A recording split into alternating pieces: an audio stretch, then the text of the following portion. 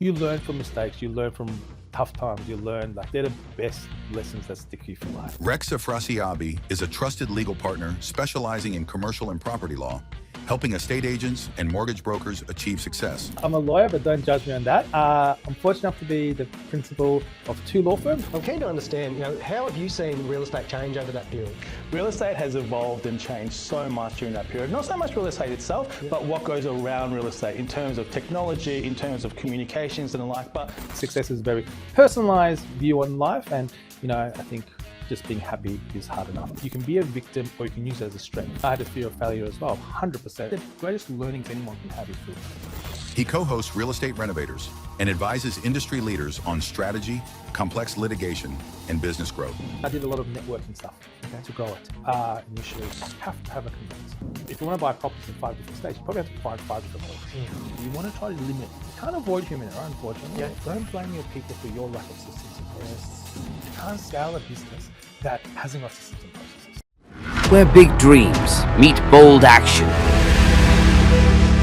Where we share real stories, actionable insights, and the inspiration needed to transform your ideas into businesses.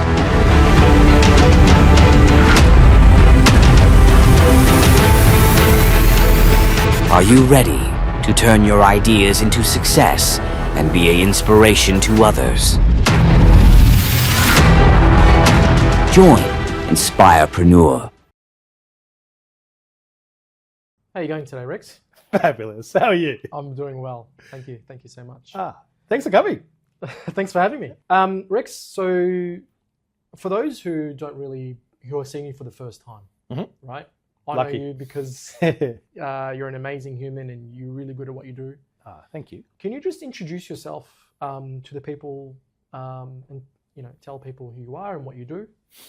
RexAfrasiabi, its surname's a mouthful by itself. Where do I start? I'm a lawyer, but don't judge me on that. I'm fortunate enough to be the principal of 2 law firms. I've got a commercial firm that NewChapterLegal, and I've got a national property firm. Also have various smaller interests in other businesses, and I'm a judge for various industry awards. So National Real Estate Awards, I'm a judge for. National Mortgage Broking Awards, I'm a judge for. Young Achiever Awards, I'm a judge for. Various things. I'm not sure why they would choose me of all people to help be a judge for, but it's something I take a lot of pride in. It's a great insight into all different types of businesses and what the best in that business are doing at that time. So yeah, it's fun too. The awards nights and alcohol and stuff. Fun.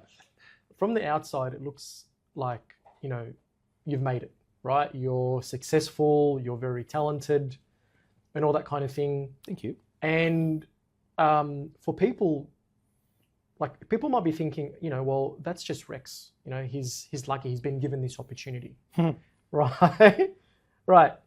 And part of this interview or part of this podcast is for really to get people to understand that people go through crap, people go through challenges to get to where they need to go to. I'm assuming that you weren't born and this stuff was just given to you. Nah, definitely not. I don't know if I'm successful. I aspire to be more successful. Aspire to be happy. I think success is a very personalized view on life, and I think just being happy is hard enough. In terms of my journey, I was born overseas in a war-torn country. Wow. My childhood memories is bombings. As a child, you don't realize politics. You don't realize what's actually happening in the world. You just realize fear. And when you're waking up in the middle of the night and you hear bombings and you got to run and get under shelter and things like that, they're my childhood memories. And from that, we migrated to Australia when I was 7 years old. We've had a word of English, and as a 7-year-old, you're in grade 1 or grade 1 and 2. So you go to a school where everyone speaks a different language to you, and it takes you a while to pick it up because the first 7 years of your life you're picking up certain skills, language skills and stuff, and you're kind of restarting at 7. So it was an interesting journey. I wouldn't take anything back from it because I think all those roadblocks you go through as a younger person builds a level of resilience for you, and it's that resilience that when you get older in life, you can be a victim or you can use it as a strength. And if you use it as a strength, you become almost invincible. the certain hurdles I have had in my life, I see it as almost a superpower, because if I can go through that then at such a young age, now it's a walk in the park. Whatever life throws at you, you're kind of armed for it. And that's the thing. That's what I've noticed a lot about a lot of the happier, successful guys, right? Is that And girls. right? And girls. Sorry, guys. Meaning boys and girls. Is that they've used those things in their life, and they've made a choice that they're going to use those things in their life as leverage to get them to where they need to be, because they're more resilient. They are. And in a way, they've got like an unfair advantage where you've got thicker skin. In those moments in your early years, like what you mentioned, you're able to solve problems quicker as a kid, right? How do I make friends quicker? How do I build relationships? How do I get out of being in trouble? Right? Didn't do the last part well. But yes, went to 3 different high schools in my younger days, so I was very mischievous, but that's a different story. These are the common things that I find with people. Like, they've all had a story. Like, no one's just born and been this, person who was given all these things. You learn from mistakes, you learn from tough times, you learn, like, they're the best lessons that stick you for life. If you don't have them, I feel sorry for people that don't. If you've had that silver spoon in your mouth your entire life, you haven't felt any turbulence, how do you build inner strength? It's much harder. If you've had a lot of stuff thrown at you and you be able to get through it, you just learn to focus on what's important, don't dwell on the negative, and keep moving forward. How did you know that you wanted to do law? Well, it was issued to be a rebellion. I was being a rebel when I was younger. So part of my journey after coming here and settling in, my parents went through a separation, and my mum left with my 2 siblings, my brother and my sister, which my brother. And they left, and I came home, and it was an empty home. And I kind of raised myself from there at 12, which adds a lot of extra resilience too. But from then, I kind of tried to rebel, because my dad most of the time lived in America. My mum wasn't there, my siblings weren't there, so I was living by myself. So, to rebel, I went to 3 different high schools, and I'm a Persian background. Everyone in my ethnicity has gone down the medicine field. So they've become a lot of doctors, a lot of surgeons. My brother's a pharmacist, engineers. I tried to rebel, so I did law. Went into law, and I loved law. I think law gives you a great concept of the world, because we work within a legal framework, and a good lawyer knows how to work, not illegally, but in the grey areas. I think that's where you can make some gains. I left law. Really? Yeah, I left law. So I worked with various firms. I ended up at a firm in South Yarra that represents 3 people in the BRW Rich 100 list. So really good work, because it's doing high-end work, one-on-one with some best entrepreneurs in Australia. Learning how to think, act, do things. But at the same time, I was in my late 20s, 30s, or early 30s. I'm not sure if you remember back then, but I had peroxide blonde hair and blue contacts. Not a good look, but boy bands were a good thing back then. And I was single at the time too. So in the same building in South Yarra, there's a fashion company called Blur Optics, and they do all the optical sunglasses and optical glasses for Sass and Bitesy, for some of the big Australian brands. So Friday night drinks turned into a job offer. I left the law firm, became their general manager. I got an Audi TT convertible, which was a cool car back then, as a signing bonus as such. And I was there. So I was their general manager. So I ran Australian operations. We set up some retail stores. Wow. We went overseas. How old were you then? 29, 30. Wow. Yeah, so it was a lot of fun. International, Sydney for the fashion houses all the time. Some international travel as well to different manufacturing was done in Italy and Japan and China. So I went to those manufacturing plants, went to some trade exhibitions, all the fun stuff that you do. And it sounds glamorous and great, and it is, but I honestly realized it wasn't satisfying after a while, because... And this is where it drew me back into law. Really fell in love with what law was, because as a lawyer, you get a really good relationship with a client. You help them go through whatever obstacle they go through. As a lawyer, we deal with crisis every day. So, if someone comes to me, they could be in trouble. They could be, being sued, or they're looking at growing a business, and you've helped them through this journey. And that gratification they get at the end of it when you've helped them through this, that bond you make for nothing more satisfying than that. Because you realize looking at it now, and I still do it now, and I still love what I do, is that gratification. I don't get that from anything else. It's you do give back. You get paid for it well too, but it's not about the money necessarily. And that's a really good point, because people think and feel that it's just about the paycheck, right? It's about the status. But as you've learned earlier on, that it needs to fill your cup. It does. And if it doesn't, you won't have longevity in it. You can't, I don't think if it doesn't satisfy your why, your cup, you can't have longevity, because there needs to be more than a paycheck. Because when you become, as you get more successful, you don't need as much money as you have. How many cars, houses, boats? At some stage, why am I doing this? And if it's not the same passion, you won't have the same drive. And if it doesn't fill your cup, how are you going to have that? And I love the fact that you, going back, you were this 12-year-old kid who had to self-sustain himself and really trying to understand the system himself within. And I think I can see part of that, of what you're doing now, is that you're helping other people going through the same and navigating through the same difficulties and navigating through the same challenges. You try to help everyone the same. It doesn't matter if they're a big client, small client. From our point of view, it's the same client. Yeah. And the more people you can help, the better it feels.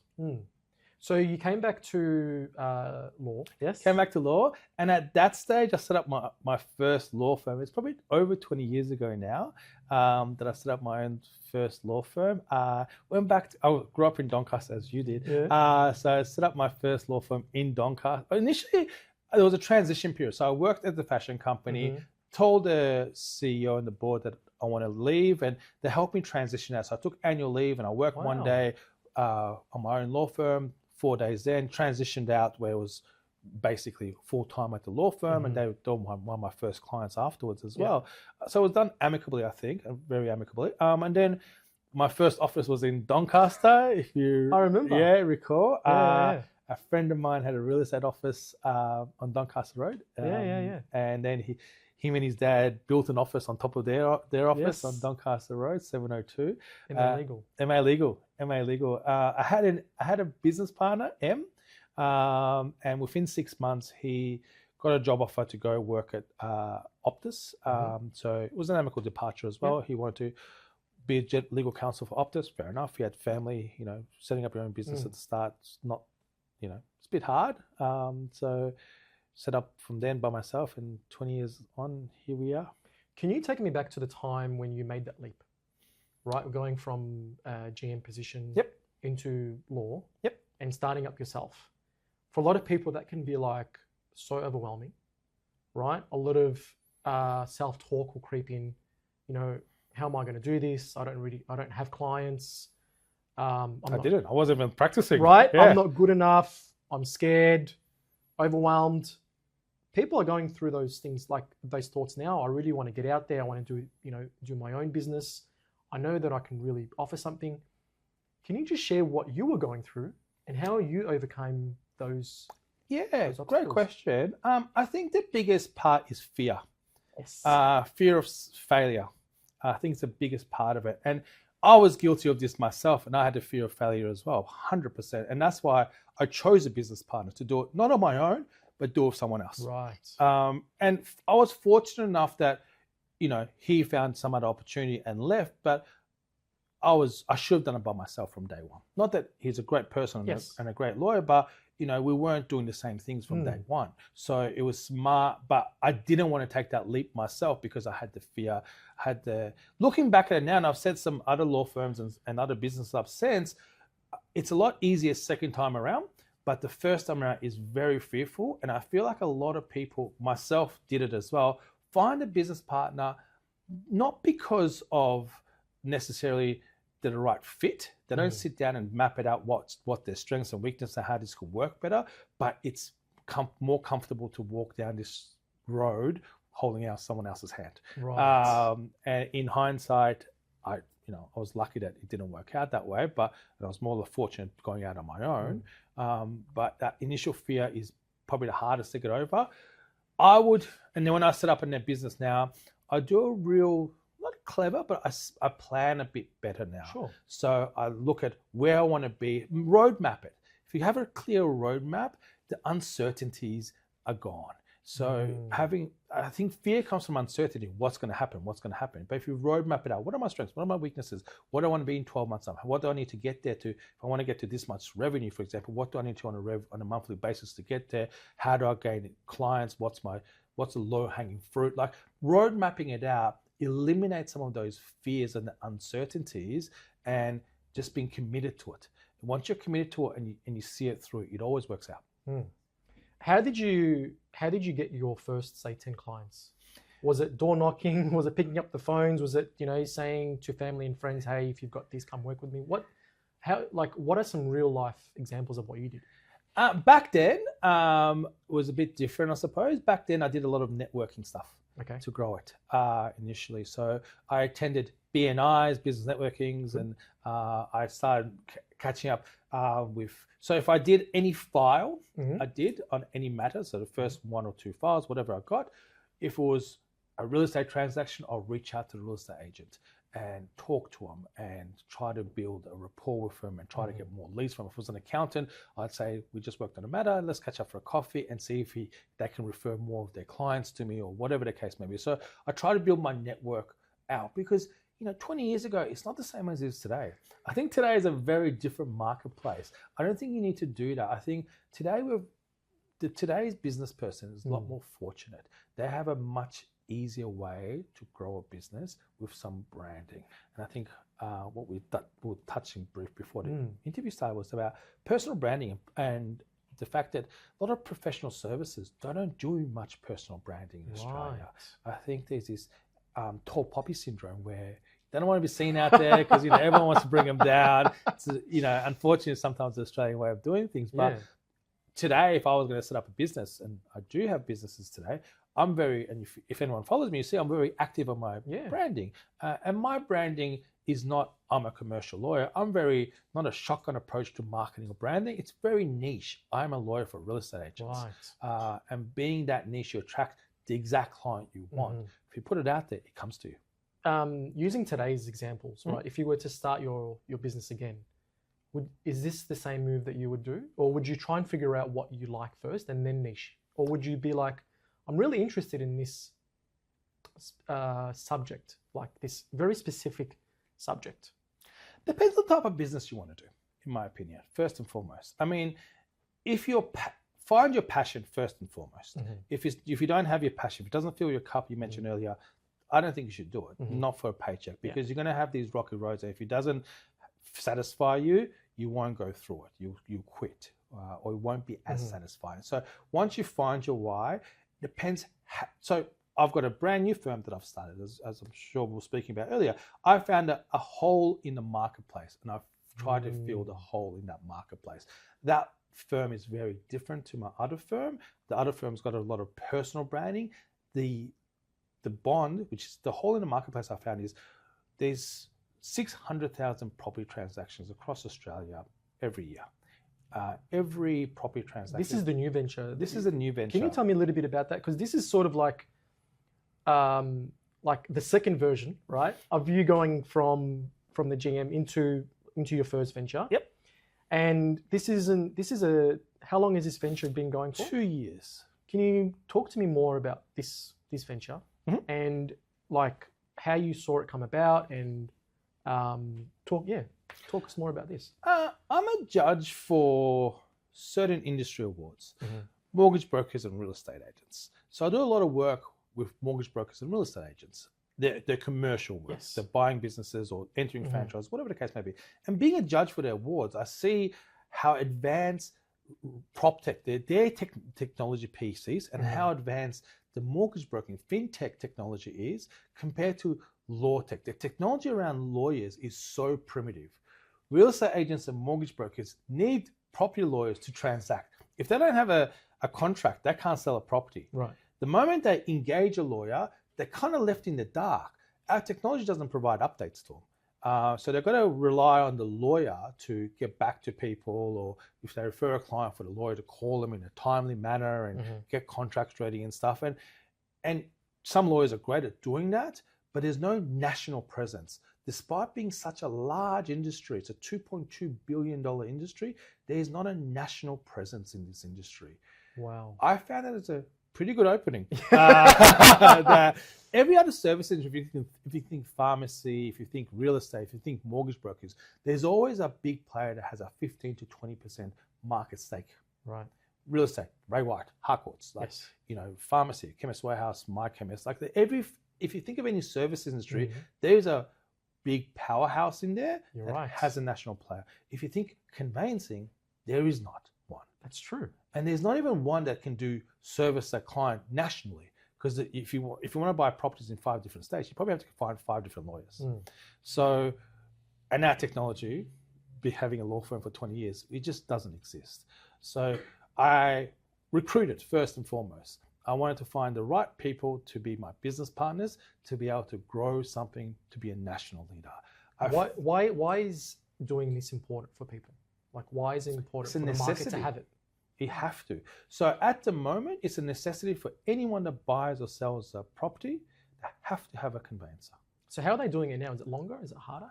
They do it. There's heaps of smaller, small operations around. Heaps of small operations around. There's one big operation that's East Coast, but it's a business to consumer brand where they've got 3 offices in, like I was in Melbourne, Queensland, Sydney. Yes. We have changed that whole model. We've gone to a B to B to C. So our customers are almost real estate agents and mortgage brokers, and we service their customers. They give us all the leads, we service their customers. It sounds like it's more streamlined and quicker So much streamlined. and easier. So much easier. Like Right. our SLA, service level agreements, if you refer a client to us, and the referral is automated. So we go inside their system, whenever they're filling out a new info intake, one of the questions we put into their thing, do you have a conveyancer? The moment they click no, it gets sent to us automatically. Our tech writes to the client instantly, so there's no missed opportunity. And we've got a client concierge team, a sales team, that will call them maximum 2 hours. At the moment, it's about 32 minutes. They call them and convert that lead into a sale. And it's as simple as, you're buying a property, do you want your contract reviewed for free? Wow. Who says no to that? And the conversion is really easy. We've secured 3 contracts with 3 ASX listed companies that have a 12% market share already, that do 6,000 settlements a month. Once we roll that out, it's $1,700 a settlement for us. So we would hopefully be a $220 million business within the next few years, which would be a decent thing to do. And you're helping 6,000 new people a month. How old is this business? 2 years. That's why you should listen to Rex. No. Actually, it wasn't. I came up with the idea, but I think the biggest, what I did right in hindsight, and I would do it again the same way, I came up with the idea. I'm the majority shareholder in this. I recruited. So I've got 3 shareholders with me that have done everything. They're the brains behind it. The good looks. Hardly. Quite good looking. But I've got a tech guy who created a really amazing software called Eagle Software, which is the 3rd largest technology piece that all real estate agents use. And he sold that for, I won't disclose how much, but a lot of money to a different company. And he is the head of our tech. As a shareholder and the head of the tech. I've got Morella Rice, who runs our teams and the HR. And she's a queen of recruitment, has done it with this industry before. Most of our key staff she's known before, has worked in some things. So she's a magnet for the right lawyers and conveyancers. And my primary business partner, Bill Nicholas Lucker, was the CEO of 2 different public listed companies. So he's a systems and processes and sales person. So those 3 geniuses have put this together. I kind of just helped. So Rex, it sounds like whatever business that you get into, no matter what it is, that you have to find the right partners that share the same values. Yep. Because you've seen things get really ugly. I mean, as a lawyer, all the time, right? It's like, you know, what have you got for me today? And you see these things. What are some lessons that you can tell people about before getting into partnership? What are some red flags? And what are things that they should look for in terms of of a partner? The best thing I think any partner can do, and I've got various business partners and I've done it every time, and I've got a number of thousands of clients who every time they come to me and say, I'm looking at joining someone, I'm looking at merging two entities, whatever I'm looking at doing, my opinion, I've done it and I'd say the same thing, sit down and do a detailed partnership agreement first and foremost. And in that detailed partnership, we cover everything. So how is distributions? When you got money in the bank, how often are distributions done? Quarterly, monthly, biannually? What's the distribution policy? So do we retain 20% in the business and then distribute? Or do we keep 4 months of working capital in there, then distribute? So decision making, what decisions can you make? What decisions can I make? What decisions need votes? If we can't reach a vote, what happens?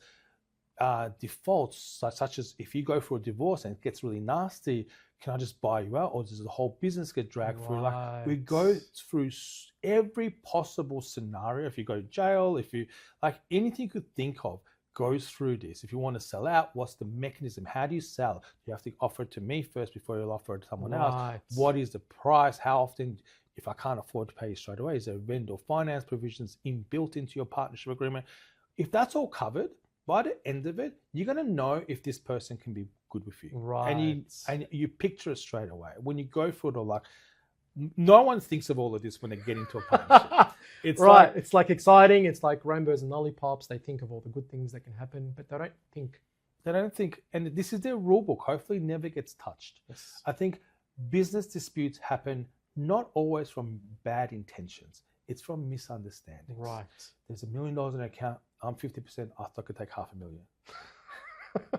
Well, no, they've got to make an allowance for taxes, staff wages, whatever. That's why distribution. What is this decision I want to make? You can't make. Like, it's just, if you have your rule book in place, you avoid all this. If you don't have it, it's impossible to be aligned because you don't know what they're thinking. Right.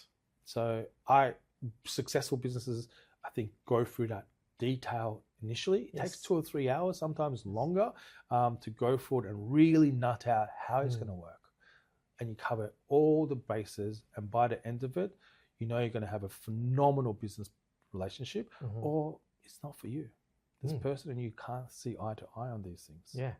Sticky points with partnership agreements is commonly voting rights and exits and valuations. So people want more voting rights than other people. People want to try to take control. People don't want to lose control. Or if it's 50-50, it's hard to determine, hey, who has a casting vote, or what happens if we can't agree? So you've got to predetermine a mechanisms in place to be able to get over that. Because if you don't do it now, you don't want to do it when you're fighting. You want to do it when it's your honeymoon period. So you have agreed to this mechanism in place. A common mechanism could be a mediation process. Right. Mediation process is really simple. If you're two people are disputing, you sit around a table for mediator. Normally it's a barrister or solicitor, sometimes even ex-judges, and they're not there. Their job is they win if you settle. So they play devil's advocate for both parties. And they say, no, think about this, think about that, and to try to bring it to a settlement. Because if you go for a legal dispute, no one wins but lawyers. And the Victorian Small Business Commissioner has a great mediation service that the state government pays for. Each party pays $160, and the state government pays for the rest of the rooms, the mediator, everything else. So if you're in a dispute with someone, look at the Small Business Commissioner. They've got a mediation service, lodge it there, and you get a chance to sit around. The beauty of it is, even if you don't reach a resolution, you narrow down the scope of dispute. You might go, okay, I agree to that part. Just narrow it down to maybe a smaller dispute. It's a really good point that you raised around this 50-50 thing, right?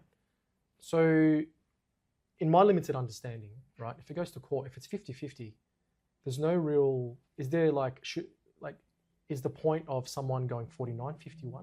Just so there is some outcome, like it's an easier, whereas 50-50, it's a bit ambiguous. There's no real, A partnership agreement can surpass the votings. It can give you certain powers and votes in these decisions, and me certain powers and votes in these decisions. And it can cap that to a certain monetary amount. Right. So the percentages, sometimes people hone in on, I want to be 51 or whatever. Okay, it doesn't really make a difference if you've got it in a detailed partnership agreement. Right. Because if your duties, roles, obligations is these, and you've got powers to make decisions on that, you don't need my vote. Doesn't matter what percentages you are. Right. And Okay. vice versa. Yeah. And these are the more of the common sticky points that you see in, I mean, obviously starting up a business. What are the things during Starting up a business, I think the biggest thing I see is people don't get the right advice at the right time at the start. They try to save costs and they don't set up the business properly. So a lot of people go, I'll just set up an ABN and go become a sole trader. The issue for sole trader is you're personally liable. So if anything goes wrong for small business, you can be sued, you can go bankrupt, it's on your head. Any good advisor will tell you to set up a company. You can set up a company yourself. It will cost you, the government fee is about $600 and something. Yes. You go to asic.gov.au, fill out a form 201, which is where you're born, what's your date of birth, etc. It's like not very hard questions, and you have a company. That company is a separate legal entity. It has its own bank account, it has its own tax file number, it pays its own tax at a flat rate of 25%. It doesn't go higher than that. And that company can be sued or can sue. So if something goes wrong with the business and you've got in a company, you can just shut down a company. Small business owners, when they first start up, they don't do that necessarily. They go, it's too expensive or too hard to go set up a company, etc. When it's $600, it's the best investment you can make. Others, if you want to get a bit more complicated, want to look at trusts, and you only want to set up a trust. There's different. There's a family trust or a unit trust, which is a fixed trust. So how many trusts are there? Different types. 3 types. Okay. There's what's called a family trust, a discretionary trust, which the trustee, the manager of the trust, has a discretion, a choice where to distribute the income to, and that distribution on that choice is based on the trust deed has Karim, has your name as a primary beneficiary. It's kind of like school. Then there's secondary beneficiaries, which is a wife of Karim, kids of a primary beneficiary, and the trustee has a choice to distribute to anyone in the primary or secondary beneficiaries, and they pay tax on their personal tax rate. The alternative to a discretionary family trust is a unit trust, which is a fixed trust, which means you and I could have 50-50 each, and 50% has to go to you, 50% has to go to me. And then the third type of trust is a hybrid trust, which is a combination of both. The assets are fixed, the income is discretionary, a choice. I would suggest you only do a trust, and account as my discretion, but you only do a trust if your business is going to increase in value. If your business is just an income generating business and you're going to make great money from an income generator, but you're not going to sell it for multi-millions or a lot of money, you just want to set up a company, pay a flat 25% tax within the company. If you feel like you're going to make a lot of money, you're going to set up for a couple $100,000, sell for multi-millions or something, then you want to set up a trust, because if you have the main difference is capital gains tax. When you sell something in Australia, you pay capital gains tax. The difference on the growth, basically. If it's a trust, you get a 50% capital gains tax discount. If it's a company, you don't get that. So it's the biggest discount the ATO gives you. You want to take advantage of it. If you feel like this is a business that's going to be small, but it's going to sell for a lot, it's going to increase in value, you want to set up a trust. I had a question around people wanting to reduce costs in their business. And the biggest thing now, the biggest talk is AI, right? I really want to touch on this subject because it's relevant to today. Chat just released its version 5. Are you seeing more and more people using ChatGPT to write out contracts? And what are the implications of people thinking that this is a legal document that will hold up in court and it's not really? What's your experience like? There's 2 parts of the question. I'll answer the ChatGPT part, and I've got my version of how you reduce costs in a business. But the ChatGPT is a good tool. Everyone can use ChatGPT for their business advantage or personal advantage.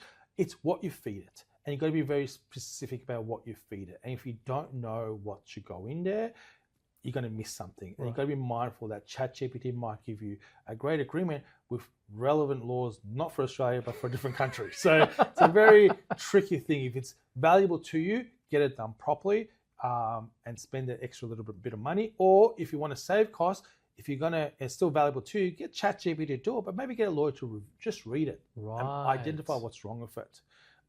In terms of your first question about saving costs, I think the best thing any business can do, costs are through the roof, is set up good systems and processes, because systems and processes can eliminate costs or reduce costs, and see what you can automate, because tech is great for automations as well, not just a chat GPT, but certain tasks you have can be automated. Yes. Your people can be spending more time on doing work that's going to generate you more money, and you can automate some stuff so they'll be more productive. If you're going to set up a brand new IT style business or online business, maybe, first and foremost, can't recommend it high enough, set up a company. You don't want the business to be in your name. If something goes wrong, you don't want to have that personal exposure and expose everything that's in your name. If it's gone wrong and you need to shut it down, the company's a separate legal person. You just shut the company down. It doesn't affect you personally.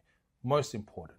Second part that I think is equally as important is making sure you're protected with your brand. You don't want to build a brand that's amazing and then someone comes knocking on your door and wants it's bigger and go, well, I had a trademark on that.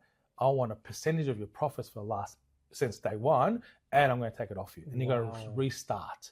It happened to Subi. There used to be Subi Jeans. I remember. It used to be T-Subi and turned to K-Subi because some Japanese company had T-Subi.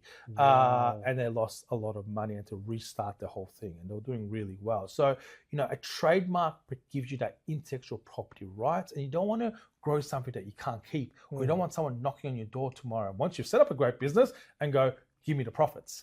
Because you're passing yourself as me. This is so if you guys set up a great McDonald's, a great burger chain and call it McDonald's, at some stage, McDonald's going to come knocking on your door. And the same thing, the same laws apply. So a trademark is such an easy, cost-effective. You can, again, do it yourself.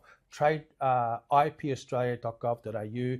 It's got step-by-step process online how to do it. It's all done online. So you can set up your company online, do your trademark online, and that gives you the ultimate level of protection in the sense that if you get sued, doesn't matter, it's not you, it's a separate company. If you're building a massive brand, it can belong to you and no one else can come knocking on your door or take it off you. And if you expand internationally, that trademark can be expanded internationally. It'll be from the same date you registered it here. So 2 really simple things to do for any business, but unfortunately, a lot of small businesses don't do it because I think it costs too much. Right. And then if you think that it's going to be, the next best thing, do you then do the trust under that? Like, how does it sit? Like, is it the company and then the trust that sits under and the trust? You don't need the trust. You don't need a company. A trust has to have a manager. Trust is just an agreement. So it has to have a trustee, which is like manages the whole thing. Right. The trust will sit underneath the company. So it'll be XYZ Pty Ltd as trustee of whatever the family trust is called. Beautiful. And you'd only do that if you're going to sell again and get a capital gains tax discount. Otherwise, keep it in the company, flat 25% tax. You being a very experienced lawyer, right? You have probably worked with people that have come from other law firms, customers that have been from other. What are the key things that you see that other lawyers make in mistakes? That you see people coming here like, this is typical. This is what I get, right? What are some things that you can save people a lot of time in thinking, if I'm going to go to a lawyer, let's just start at what are the things that you can see that other lawyers aren't picking up that you're trying to fix up their mistake? We're fortunate to 2 extents. So one is I've got 2 law firms. My commercial firm is very niche in what it does. So in a sense that it's a commercial firm, it's a litigation firm, so we're very aggressive and enforce stuff as well. But we work with real estate agents and mortgage brokers. Correct. We've seen anything that could happen in that industry because we've done that much of it. So, most of the stuff that comes to us, another law firm may not have, they don't have 90% of their work from 2 industries. So they might represent 1 real estate office and 50 other different businesses. We represent just that industry. So anything that happens with the industry, we know the ins and outs of it. So by the time it comes to us, we know it. We know we've been through it multiple times. So our life becomes a lot easier that way.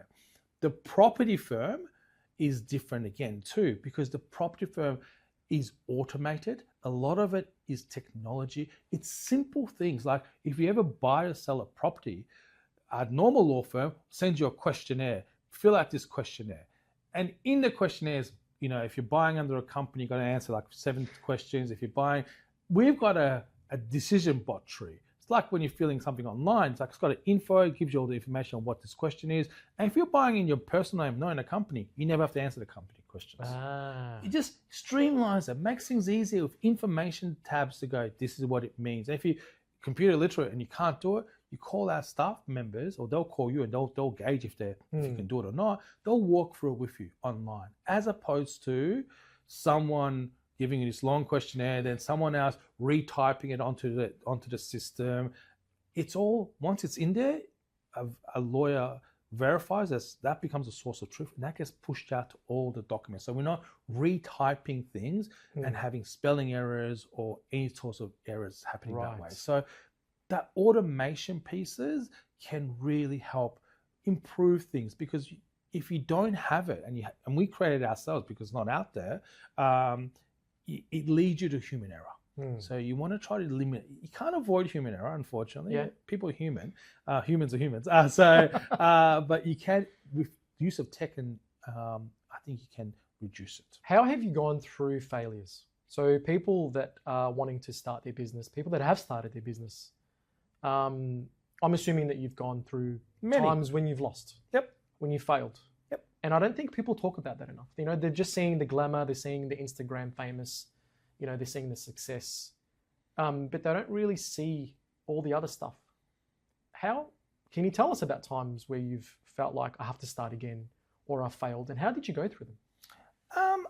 I'm fortunate that I've got tough skin. I think it's from my upbringing. Yes. War-torn country, kind of raised myself from 12. So all of that's built a level of resilience. Came from a migrants as parents. So, my dad drove taxis, my mum worked in factories. So seeing that resilience and that hard work has made me a bit more resilient in my older life, or now in my business life. So, I've purchased law firms that haven't worked out. I've done a lot of stuff that's been a failure, and I don't get there and stress on it anymore, or ever really. I look at it as, what is a solution to this? And seeing it as a learning. I think the greatest learnings anyone can have is through failure. It's when you really learn. So, you just take it for a grain of salt. You go, yep, that was a bad decision. Why did I make that decision? Try to learn from why, so it doesn't happen again, and try to look for how can I resolve this as cleanly as possible. And I'm the one that takes responsibility. Yes. I think if anything happens, and my team make errors all the time, not that I mean to, it's human error, it happens. And I think as a business owner, it's you need to take responsibility. There's no point throwing anyone under the bus, because you're not taking responsibility. You're not being a team player. You need to step up when something's gone wrong, address the client, go through it, take full responsibility. Don't ever try to blame anyone else. I take responsibility. This shouldn't have happened. We'll implement our system so it makes sure it never happens again. We'll fix it for you. You have my word. You have my guarantee. I'll fix it for you. And if they try to blame my staff member, I say it's not their fault. You're talking to me. I'm the owner. I'll fix it. So you want to shield your staff members, because that will build loyalty. I've got staff members who've been for 12 years, 7 years. Like, staff members have left and come back. And it's because of those things. Because any service business, your staff make you. And if you do the right thing by them, I think you're going to be successful. And that's a really good point. You can't see, but I'm getting goosebumps. Right? Because it's a cold. Because you mentioned something that really resonates with what I teach about, how to build a resilient team, a resilient company, by first taking ownership and responsibility for your own ship, right? And this is what creates true leadership. It's hard. It's a hard pill to swallow, but once you do this one thing, you gain back control. You do. Because it means that you are seeing that it's you, and because it's you, you can then change it. 100%. I could not agree with you more. Most of my firms, and I know this sounds silly, but the biggest successful business in my eyes is what's a multi-billion-dollar international business that's a household name run by teenagers. McDonald's. That works like clockwork around the world. $1 billion, Yes. household name, Yes. teenagers. Mm. They've got the right systems, processes in everything they do. If something ever happens wrong in my firms, my view is that I need a better system in place. Yes. It's not better people. No. Don't blame your people for your lack of systems and processes. Yes. Put in a better system and process so it doesn't happen. I love that. Don't blame your people, No. because McDonald's gets a hamburger right every time around the world. And it's a 16-year-old kid. If they can do it like in Japan, Exactly. they can do it, from an office in Australia. Exactly. So, and if things can go wrong in any business at any one time, and I think accountability and stepping up, taking responsibility and putting in a system to make sure it doesn't happen again is what will make a business thrive. If you try to point fingers at people, or if you try to hire more people when you don't have the systems, you're just making the problem bigger. And there's no scalability in that. You can't scale a business that hasn't got systems and processes. Right. It's going to need more of your time. You mentioned scalability, and I think that's one of the big points it's like the tipping point, right? Where like the person at the top, the business owner or the founder, is doing everything. And it's the point where like they can't let go to get to that next level. They can't delegate because they're worried about losing that control, because they're worried about the quality and all that kind of thing. When you were growing, that point where like you're probably doing everything, right? Starting off. How were you able to let go so you can scale? Success can be a double-edged sword.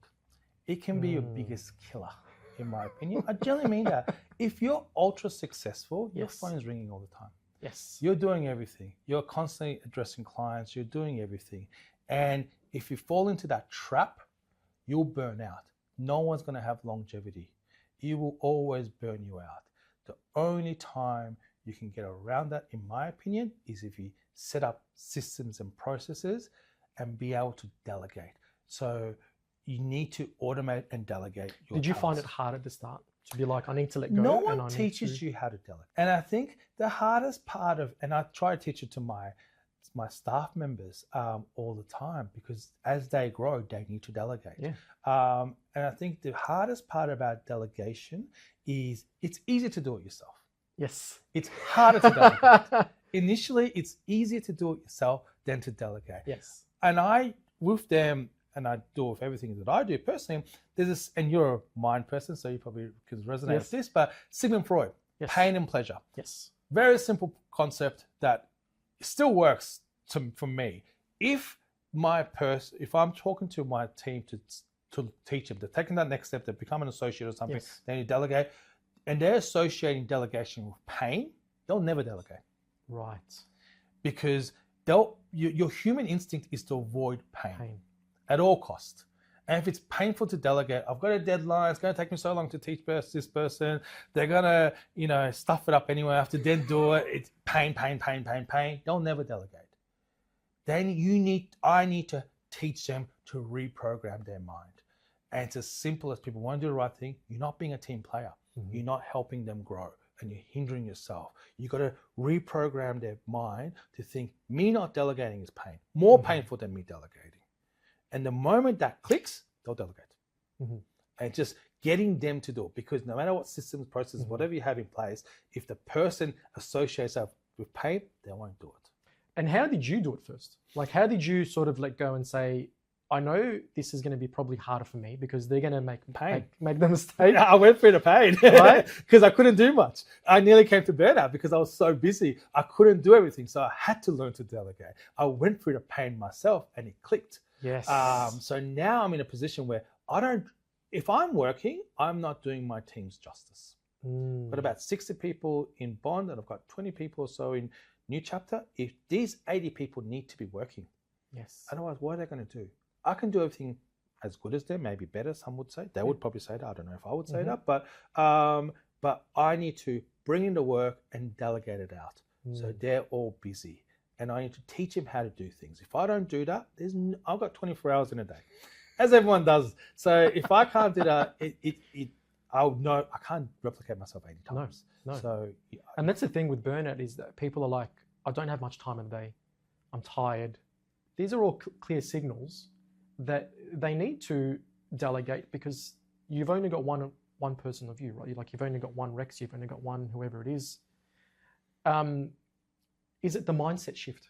It's the mindset shift. Honestly, I 100% think you got to associate the pain of not delegation, and you have spend some time on processes. I know it's hard to say to someone that's really busy, spend more time doing something, but you can't sustain that. You've got to take a step backwards, take 2 steps forwards.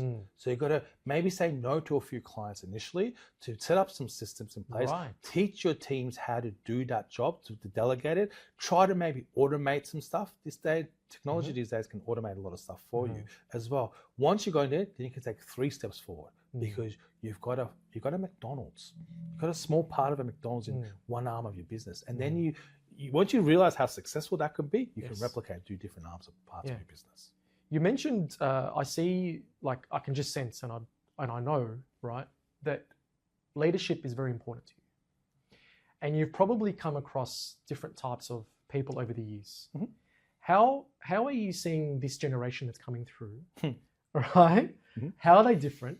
And what is the formula to keep them engaged, keep them like, what are the differences? What are they actually looking for? They're looking for connection rather than more than, like, are they looking for purpose rather than more just to pay or whatever it is? Like, what are you finding? To go back, I don't consider myself a leader. I don't have a hierarchy in any of my offices, any of my businesses. I'm equal to everyone. I want to be equal at all times. If anything, I'm a cleaner. Because if something goes wrong, I need to fix it. I love that. And I need to clean it.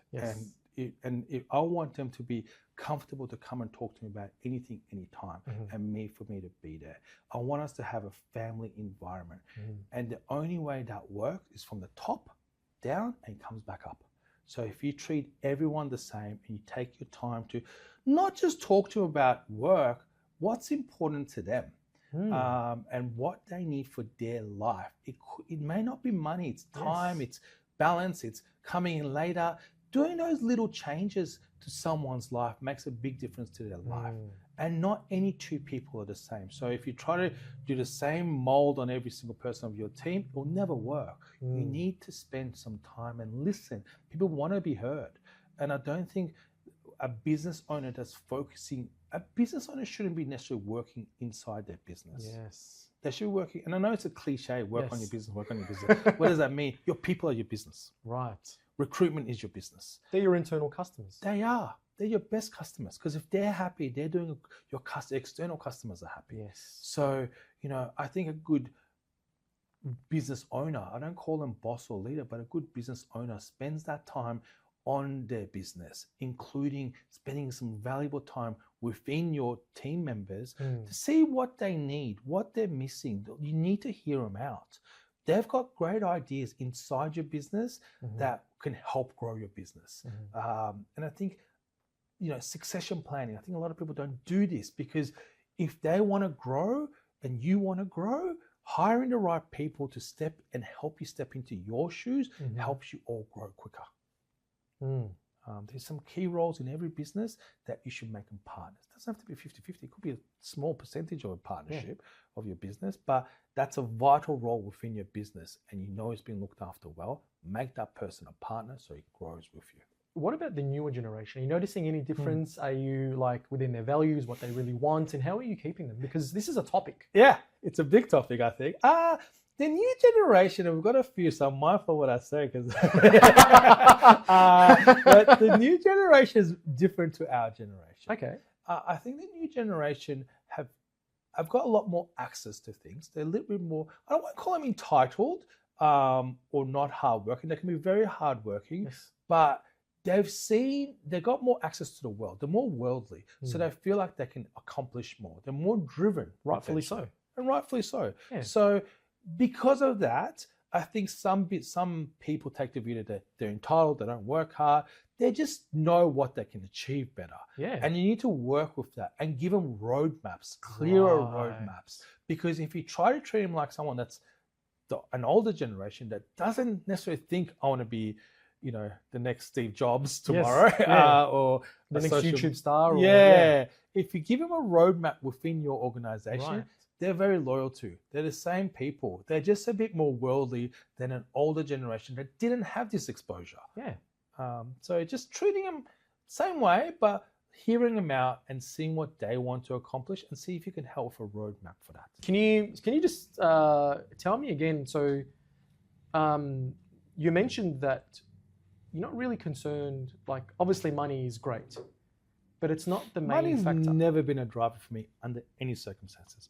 Not that I don't care about money. I think we all need money. We all live nice lives, etc. But for me, anything I do is a challenge. I like to challenge myself in any part of my life, and I always try to every aspect of my life. I challenge myself. So physically, like I had professional boxing fights. I raced motorcycles around tracks. I try to play rugby for Australia. I just do silly things to challenge myself physically, because I don't care if I get there or not. I don't care if I win a boxing fight or not. It's that journey is a challenge, and you learn so much about yourself. Business-wise, I try to become a prominent leader in a certain industry, and I kind of did. And now my newest business venture is I want to go from literally a startup business to a public ASX listed business. Wow. I was aiming for 5 years. I'm 2 years into it. I might get there in 5 years, but I'll get there by 10. Yes. It's a challenge. I don't think many people have done that from scratch to ASX or from scratch to a public listed. But my focus is never about what I'm going to make along the way. Don't even look at that. And I think that's how you've been winning, right? Is that you're not focusing on the money. You're focusing on money is just a byproduct of helping more people. But I can also see that you're having fun. It's a lot of fun because it's little goals, little systems, processes. Yes. I want to do a business that doesn't rely on me. It's a brand of its own that we created. So I try not to be the face of that whatsoever. Yes.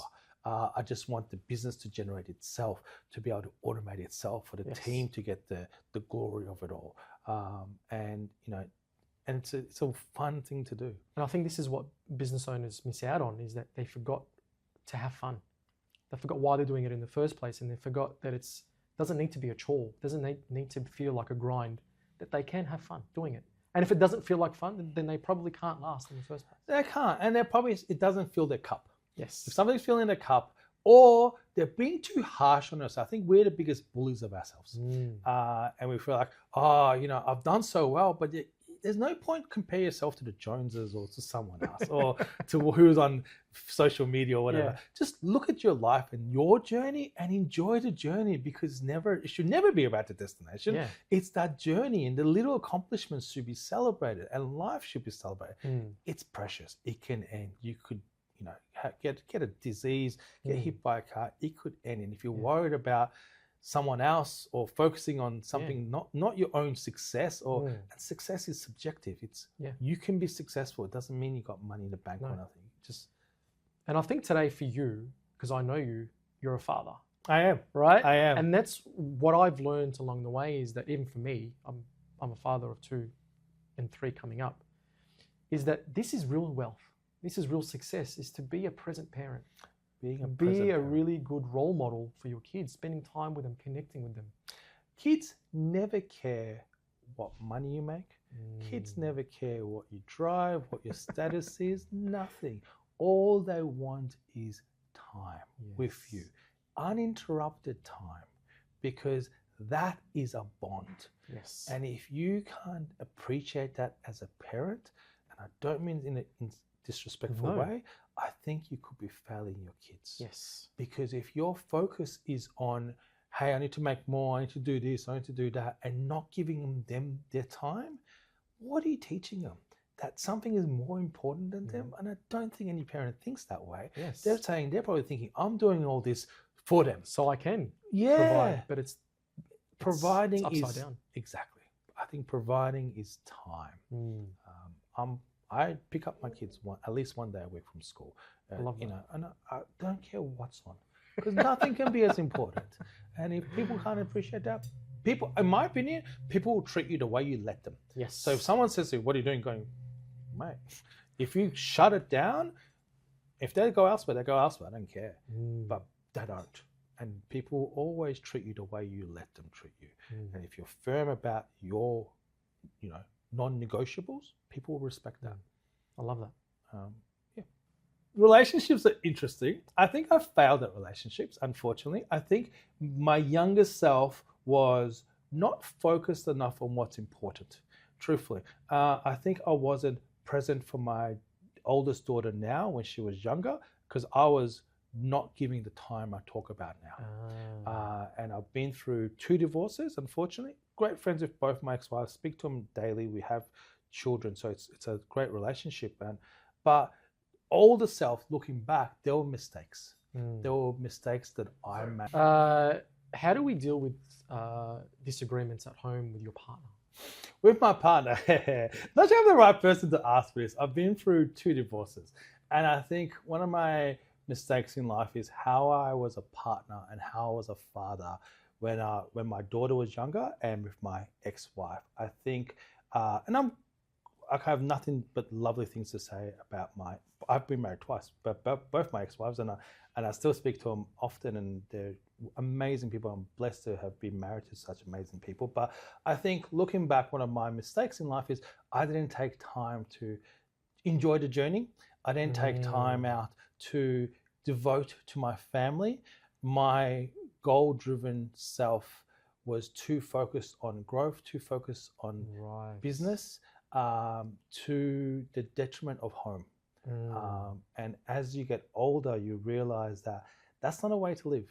And and I've changed that now, and I'm very happy relationship, and spend time with my kids and everything like that. But that's through error and mistakes, I suppose. And you never take anything back. But it's made me who I am. But probably something I should have done differently if I could do it again. But it's something that you've obviously had to go through to then experience, because I don't see you as a failure. Oh, thank you. Right. So there's been a lot of failures. Again, I love that you're taking responsibility, right? Because not everyone will be like, oh, it's not my fault, it's her fault, or it's his fault, whatever it was. But I love that you can go back and pinpoint and really take ownership and responsibility, and then be like, I can't change the past, but I can change myself today. And that takes someone big, like a big personality and someone with a big heart, someone who's got a lot of courage and strength. Thank you. I think it's the way of, if you don't take accountability, you'll never grow. If you try to point the finger of someone else, that's not you changing. Yes. If you don't like how something went down, the only person that can change it is you. So you need to take accountability. You need to see what happened and change it, and it will not happen again. If you want to make changes, in my opinion anyway, you got to take accountability. And I do that in all aspects of my life. I think we were speaking earlier about business. Something's gone wrong for one of my lawyers, I suppose. I'll take accountability. I'll put a system in place to make sure it doesn't happen. Personal life is the same. It was my fault. I take full responsibility and accountability for it, and I'll change stuff to make sure it doesn't happen again. So back to the original question. How do we, if you've got a disagreement at home, right? And everything's connected, home life, business life. How do we, and I think you are the best person to speak to about this, right? Okay. Because you've been through two I have, two marriages, right? Yep. People go through their life with only one or none. How, like looking back at it now, how can you overcome disagreements at home? I think it's about effective communication. And as a man, not trying to be sexist here, men don't talk about emotions. Men don't always, personally, I don't always talk about emotions. I don't share my day. If I get home and I've had a big day, I don't share that with my partner. She doesn't know what's happened, so I just expect her to understand. That's not fair on her. And that's why I take responsibility. If you have effective communication and tell when you get home, I've had a really long day, explain your day to your partner, and they're sympathetic towards it. It's different when you get home and they want you to do 50 other chores and you're just not ready for it because they don't understand. It's not their fault. I think it's my fault or whoever for lack of communication. I think a good relationship should have really good communication and trust, and take the view that your partner wants, and your partner does want the best for you. And if there's a disagreement or a misunderstanding of something, it's lack of communication, not knowing what you're going through at that time. And if you clear that up, it becomes smooth sailing. Or if you think that's the best idea, what do you think? In terms of, if someone's starting a business and you've got the right trade, you've got your company set up so it's not you being served, Yep. you protected your brand so you're not building someone else's brand and being sued later, at some stage you're going to need a lawyer. Yes. And I think the sooner you have an understanding of what you need, the better. Reaching out, a lot of lawyers, and I'm happy to offer it to your clients, can reach out to me. I have a no obligation, complimentary, confidential initial consultation just to help roadmap what they need and what the likely cost may look like and potential ways to maybe they can reduce those costs. So, if they're looking for terms and conditions of their trade, I think it's really important to have the right terms and conditions because that's your contract with your customers. It protects you. But there's ways you can not maybe ChatGPT, but getting inspiration from other competitors and putting something together and getting a lawyer to read it or something like that to approve it, to make sure it's not missing something. I think getting in touch with a lawyer early on is much better than later. To take the view that they cost a lot, they can, but a free initial consultation just to roadmap the things that you may need, may not be aware of. Yes. So knowing what you need, may go, okay, I'll avoid doing this for now because of the risk associated with it. It's good corporate governance to know what's risky and what's not.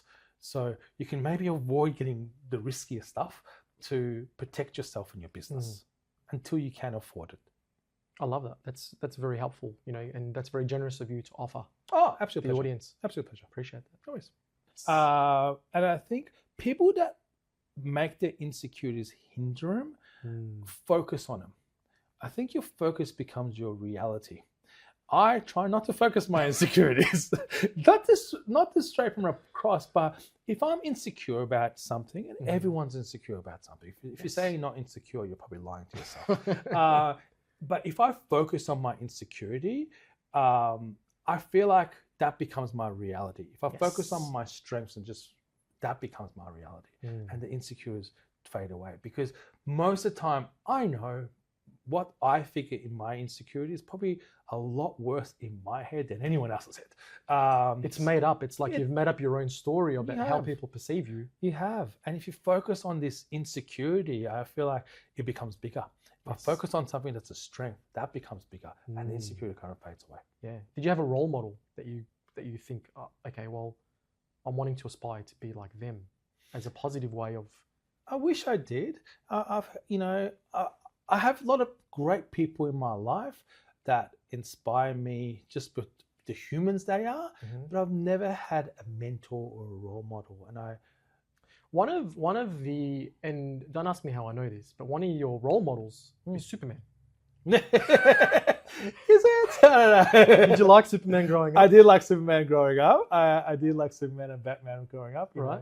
He was man. all about protecting and serving people. Look, I'm a big protector of people. I try to protect anyone I can. I think as a lawyer, I'm fortunate.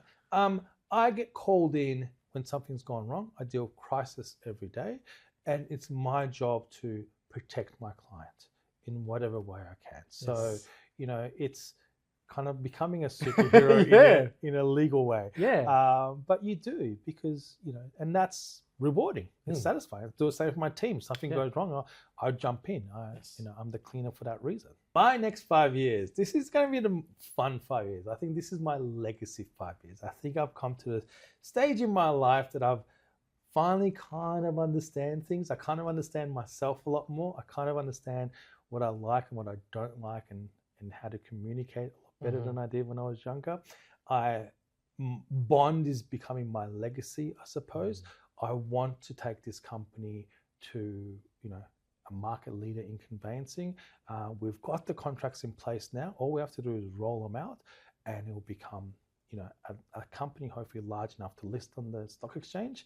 So if all that happens, which we've already secured the contract, so all we have to do is deliver it and roll it out properly. So once that comes to fruition, again, it's nothing about money. It's just one of my challenges to myself is to take a company from a startup, from a nothing, to a public listed company, and that will hopefully happen in the next 5 years. Wow. And this is exactly what this magazine is about, and this podcast is about. How can people see you from the very first from the start, and to see you going into that success as well. So they're seeing every actually step of the way. I think if you want to go to success, you just got to find something that you're passionate about, that you can stick through. It fills your cup. And it's simple. And simple. You don't need to reinvent the Yes. wheel. Like, I'm a lawyer. Conveyancing is the most simplest part of a legal transaction. Yes. Lawyers don't want to do it. They get Yes. conveyancers in their office to do it. But I'm making a multi-million dollar business within it's already a multi-million dollar business within 2 years. It's about to become a 10 to 20, 30 plus million dollar business. Hopefully by our aim is to be a $220 million business, which is 10% of the market space in the next 5 years. Wow. Which we've got the contracts to get that. It's a very simple concept. Most simplest concept in law that no one wants to do really. And we've made it a tech enabled. So we've automated a lot of the stuff. We've made it friendly and first. And one of the big things we do with that company, a lot of things we do that's different, but every customer gets a net performance score, an NPS. It's like a Harvard study that says, are you satisfied? Right. And if they give us, it's out of 5, if they give us less than 3, one of the state managers or one of the senior client concierge calls and finds out why. Not because we want all 5 stars, which we actually do, but we find out why and we implement a system to make sure it doesn't happen again. Right. And those little things you do makes your business better. You don't need to do it. You're doing a great service already, Yes. but you learn more from an unhappy customer, in my opinion, than a happy customer. Message for young entrepreneurs: find your passion, find something that's simple, follow through. Make sure you just follow through, because it's never going to be rosy. Every business I've had has moments you're like, I failed, it's going to shut down. We just see it through. It's going through the grind. It is People give up when it's too soon. when it's too soon, when it's not sexy, when it's Yep. not exciting anymore. Yep. The magic happens in the grind, in the mediocre, in the days where it just feels like it's the same old stuff, right? It's the same old crap. And enjoy that journey. Don't beat yourself up because not going to plan. Nothing ever really goes to plan. No successful business has gone to plan, I don't think. Small contract clauses can ruin a lot of deals. Some lawyers get over ambitious and try to slide in certain clauses that can destroy a deal. When you pick it up, you loses faith between the partners. The people contracting see this clause, think they've told their lawyer to put in there, and you try and take one over me and can nearly kill a deal. Right. So as a lawyer, you got to be careful what you put in there. Make sure your client's on board with it, because you don't want to kill a deal by seeing you doing something underhanded, Yes. trying to hide something in an agreement. That the other side will pick up and go, what is this? Charge provisions. So if you put caveat or charge provisions that can put security over your assets and take control of your assets, they should be screaming alarm bells not to do that unless you've granted it. And a lot of people put charge provisions in there when they're not supposed to or haven't discussed it with you. Nice. Cost that property entrepreneurs overlook. Look, first and foremost, anyone that's buying a property, whether you're a seasoned veteran and you bought 1,000 properties or it's your first home, every property is different. Every property has its own unique potential easements, covenants, restrictions, planning permits, roads could be being built through. I can't recommend highly enough to get a contract reviewed before you ever sign. BondPropertyLawyers, my firm, free contract review, no obligation. Give us a call. We'll review it for free, nationwide. And within 24 hours normally, you'll have a contract review. Do that before you sign, because if there's something in there, it could cost you thousands afterwards. If there's been a renovation done that they haven't got permits, you might have to go knock it down afterwards. If the fence is too high, if you have plans to put apartments on there or 2 houses and there's a restricted covenant not permitting you to do that, you just need to know what it is. And during that review, we also recover cost fee. Hey, this is what land taxes, this is what the council rates are. You can get an understanding of, okay, it's not just buying this property, this is my ongoing costs as well. So anyone's buying a property, get it done. I can't recommend it highly enough. It's a complimentary free service, so why not use it? Yeah. Exactly. Awesome. Thank you. Trends in real estate. There's so many trends in real estate at the moment. I think at the moment, consolidation. The larger real estate offices are getting a lot bigger. So real estate offices are normally valued on the property management arm of their business. So the rent roll there is the value of their business. So they manage properties and they collect management fees. Normally a real estate office's value is on its rent roll. So that those managements normally have 3 or 3.5 multiple of what it generates every year. To maintain that is an expense as well. You got property managers and BDMs and stuff like that. The larger players in the marketplace are buying all the smaller rent rolls and becoming larger and larger. And that's a very common trend, because you get to a point where your rent doesn't increase anymore once you've got premises. Your staffing issue, you can just consolidate and make it more efficient. So it becomes profitable as you get bigger. So because of that, and the bank lends you money to buy them. They use it as an asset. You don't need to be other collateral security. They use the rent roll itself as the asset. So the larger players have seen this, buying them out and just growing. Right. If you're starting as a property entrepreneur today, look, I used to do a lot of developments myself back in the day. I don't do much because you can't gauge it as well as you used to. But I think if you're buying property to create wealth. Property is a great way to create wealth. Because you're leveraging the bank's money to create your own wealth as well. Yes. So there's so many advantages, and it can increase so quickly. But I would look at growth areas, or look at it. Don't buy, sit and forget. So that's great for certain high wealth individuals who are on PAYG, like doctors or internal CEOs or things like that. If you're a business owner, you don't necessarily need to do that, because with those higher wealth, higher salaried individuals, they need to get the tax advantage and negative gearing happening. So that's great. But if you're looking to buy property, create wealth, buy a property that you can add value to. When I used to buy a lot of property, it was, I'm buying this property with a maximum 5-year exit. What can I do to this property between time I buy it and 5 years to create wealth? Right. So if I'm buying property, I want to know, back then it was more, okay, I know I can put, my last one was 4 townhouses. I can put 4 townhouses on this. This is the cost to build the townhouses. I'll get a basic understanding from a builder. This is the cost to get the planning permits, etc. This is the holding cost to hold it, and get an understanding of what it costs to sell it, as in how much money am I going to make. Yes.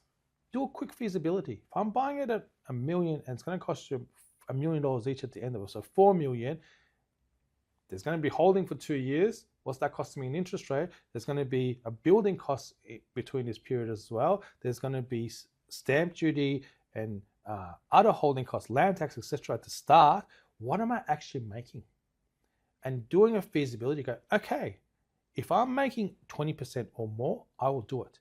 If I'm making 20% or less, I won't do it, because whatever that projection is, it's going to blow out. It may not be 2 years, it might be 2.5 years with builders and stuff. So if you do it, and how I used to do it is get as much answers into my feasibility study, get as much information into there to see what kind of return I'm going to be making, and I'll go for a higher return that I'm happy with. I'll be happy probably 15% return on it, but I'll go for 20 because I know there's going to be a leniency, and that's what I think. And you can make really good money doing that feasibility. And you don't necessarily need to do it at this stage. There's certain pockets and certain areas that are booming.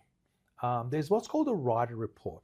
Terry Ryder runs this report and has been doing it for many, many years. Most buyers advocates and skilled real estate agents buy the Ryder report. And it tells you where to buy. And he is so spot on with his research and stuff. He used to do it for The Age many, many years ago. Now it's got the Ryder report. So if you're going to not do developments and look at buying areas you're going to grow in, I get the Ryder report. I just familiarize myself with the Ryder report and see what trends he's talking about, because he talks about it and then he comes back and goes in on this 2 months ago I said here, now this is the data that supports that happened. So you just follow it and then you go, okay, I'm comfortable with that spot. I'm going to buy there because I know it's going to be a 30% return in the next 2 years or whatever the case may be. So just on that question, how can people protect themselves with the possible new laws that are coming out from the Australian government around capital gains that they're wanting to tax even homeowners? So, and also the super, right? Like how does it all come into place? How can people protect themselves? How can people? Unfortunately, there's not much you can do to protect yourself against taxes that government instill on us. Victoria is probably the worst for it because we've had that much land tax issues and other taxes around owning property in Victoria. It's ridiculous. Most investors are trying to avoid the state now completely because every other state doesn't have the taxes we have. But you can protect yourself by getting the right structures in place, and it depends on your risk. I think you need to speak to someone that knows you. If you're a business owner and you're a director of a company, you don't want to hold property in your own personal name. You're at risk. You want to buy that property in your partner's name or in a company into something that's not in your personal name, because it gives you a level of asset protection. If something goes wrong with you, you don't want to have a domino effect where everything, it's a house of cards, everything falls. Yes. If it's set out if you had all your properties in your wife's name and something went wrong with your business, they can't touch it. Yes. So it's important to individually look at your circumstances and adapt it, and make sure you just get some, advice. Again, reach out, happy to have a chat. It's no issue. But it's simple things that can be done. Property taxes are really interesting because property taxes, it's really hard to get around it. When new taxes come up, you don't know what to do. A lot of people hold property in trust, but trusts now get extra taxed. The state government has decided to tax trusts more than they do normally. So other properties. So it's important if you start feeling the pinch of these extra taxes on holding a company in trust, you can transfer the property out of the trust into your personal name if you're a beneficiary of the trust without any stamp duty, without any taxes going out. And if you hold it in your own name, the taxes will be less. Okay. So it's something to consider. I wouldn't consider it if you've got risk in your name. You want to put it into someone else's name, but if you hold, a lot of people hold properties in family trust, you can transfer to a beneficiary with no taxes, no stamp duty, etc. So you may want to transfer to your wife's name where she's not risked, and she can hold it in her name, and she won't have the same levies and stuff as you held it if in a family trust. There is some really interesting schemes happening at the moment. And I think they're bogus. I think they're shams, and I've had to intervene and stop a lot of them. There's schemes happening, and I won't mention any names because these people hate my guts already, but they were getting our client to set up a self-managed super fund, and for the self-managed super fund to put all his money of super into his own self-managed super fund, its own trust, and then lend that money to this developer, for the developer to go buy property under the developer's name, develop it, and then if the development goes well and if it sells, then he'll give a property to my client. There is so much risk in that because the property's not in his name. He can't put a cave. There's no security for him. Development goes wrong. It doesn't complete. Nothing happens. He's lost all his super. It's a handshake. It's a handshake pretty much. So that scheme has been done in certain circumstances, so many different ways. Others is, I'll give you an option to go, you can buy a development off me that I might build in the future. So you have a first right to buy it off me in the future, but you're paying me the whole price now. And if I finish it, then you can take it on. And you're paying him the whole price. So, well, if he doesn't finish it, you've lost your money. There's so many of these schemes that you really need to be careful. They sound amazing. The clients come to me and go, this is amazing. I really want to do it. I'm buying for so much cheaper. When you finish it, it's going to be worth twice the money. What if he doesn't? What if he doesn't? If it sounds too good, it normally is. And if you get stuck in that, you may not be able to get your money out ever. Right. Because if that's a company and the company goes bust, you're gone. Cool. There's so many legal tips for estate agents. Depends on if you're selling property. I think one of the biggest tips you can have is making sure your authority is your engagement. It's your terms of trade. If I'm selling a property, you sign my authority, you engage me to sell your property. That authority, most people use the REIV. I love the REIV. I'm a regular speaker for them and all this. I'm not bagging the REIV, and I didn't draft their authority, but it lacks certain provisions. There's no obligation on you as the owner to give me any documents. So without the contracts, I can't sell the property.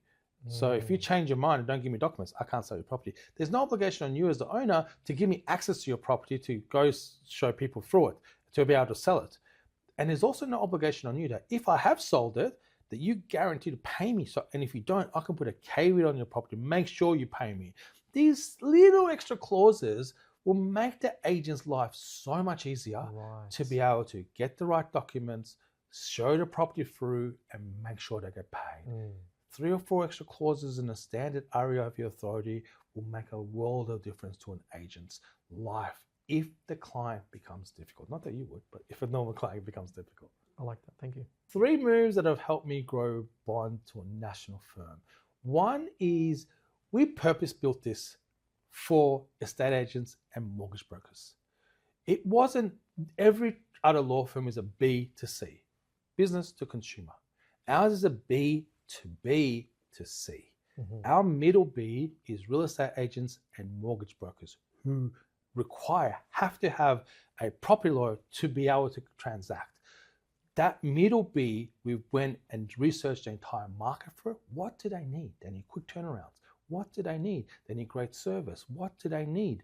They need the clients to be called back purposely. We built a business on their needs.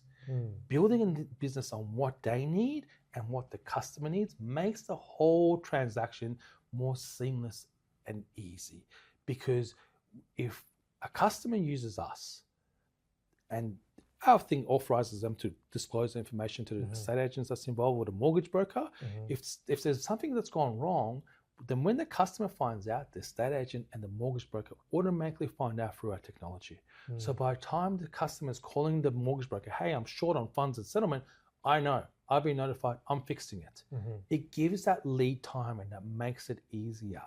And we've been able to do that by automations and technology. But we're still a people, we call ourselves technology, but people first. Tech-enabled firm, but people first, because it has to come on people. I think a success business in this modern age uses technology, but remembers that it's always about the relationship. You've got to salvage that relationship. People yearn for relationship these days with technology and stuff. So make it people first, but get technology to fast track stuff, automate stuff, so our people are just talking to people. They don't need to spend less time on the keyboard. Less time on the keyboard means less human error. All of that stuff makes it easier. Beautiful. Agent saving the deal at the last moment. I think any good agent can save the deal at the last moment when they get involved. Sometimes, unfortunately, lawyers can be deal breakers. Lawyers make certain simple tasks very difficult. And they say it's for the best interest of the company. I'm not talking bad about it. It might be in certain circumstances, but certain lawyers, you just know they're making it difficult because the difficult it gets, the lawyer gets paid more. And agents can really help save a deal because a lawyer can't talk to another client, the vendor or the purchaser. Either lawyers can only talk to other lawyers. An agent can get involved and talk to everyone and get the vendor and purchaser sit down and go, this is what your lawyers are saying. It's going to cost you thousands to negotiate this and maybe get you nowhere.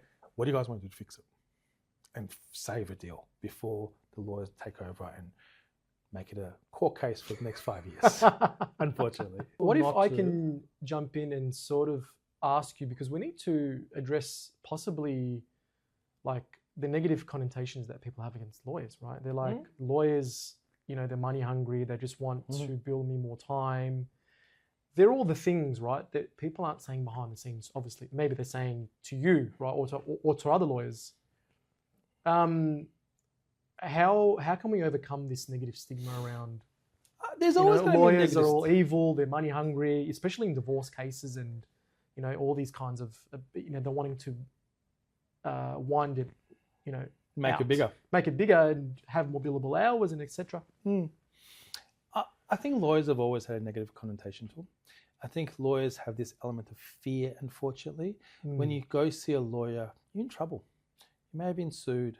You may have gone to court. Something's happened. It's not always a pleasant experience. Right. If you find a right lawyer, and I've had my clients for 10, 20 years, and they refer friends, clients and stuff. If you're true to not making money, if you got the person's best interest at heart and they can feel that, you won't have a negative connotation. They'll refer everyone to you. The ones that go through clients and don't have a steady client, you know that. So if you're looking for a new lawyer, and just ask them, give me some client recommendations. Who's been a client of yours for 10 years? Can I call them? Because, why can't you reference check a lawyer? Why can't you call their client? I'm happy for you to talk to any of my clients. I have nothing to hide. A lot of the stuff you see on my social media is I give client shout outs. So it's open who my clients are, because I'm happy for you to talk to anyone, because my clients are my biggest advocates. They refer the most amount of work back to me. So if you do the right thing, it feeds back to you. If you don't, you won't have that. Rex, I want you to go back to that moment when you were 12. Yep. When you were probably sitting alone at home. Came home from school and there was no one home. Right? And in that moment, you're probably thinking, what's going on? Very scared, very isolated, what have I done wrong? You take blame in those because you don't know better. You're 12 years old, so you don't know why has everyone gone and left me? In that moment, you're probably scared. What do you need to tell that 12-year-old Rex as you are today? What does he need to know? Everything will be okay. Everything will be okay. And everything has been okay. And everything, if anything, honestly, if it wasn't for what I'd gone through, I don't know where I would be where I am today. That resilience and that having to do that certain things I did myself made me stronger as a human, made me a better person, I think. Made me more protective of the people around me, my clients, my staff, the people around me. And I think made me a better father. Not initially. I was a bad father initially for the first 2 years probably, not knowing anything better. And I think I was overwhelmed by it all. But today I spend that much time with my girls and they're my world. Awesome. Thank you very much. You've been very generous. And I'm getting the feeling, as I was saying before, that you've just got this very big heart. You're just wanting the best intentions for everyone. You're a very good leader. And from what I know and from what everyone else that works with you is that you're the best in the game. So I just wanting to say thank you for, we've taken a lot of your time today and I'm sure that you could have been doing better things. Not at all. So thank you so much for giving back to everyone listening and to giving us some really good tips. Thank you so much for coming down. Thank you so much for the interview. It's an absolute pleasure. And I genuinely mean that. I'm here to help. I mean that first and foremost. So any of your listeners, I'm not sure which camera to look at, but any of your listeners that have a question, reach out. No cost, no obligation, confidential. Reach out, have a chat. It just sometimes a second opinion or a second thought and a second direction may trigger something for you to do something else. And I'm not the type to go, hey, set up a company. I'll just tell you how to do it and tell you to probably do it yourself. Because most stuff you can do yourself, you just don't know necessarily where to start. And a lot of things you can. Thank you. Thank you very much.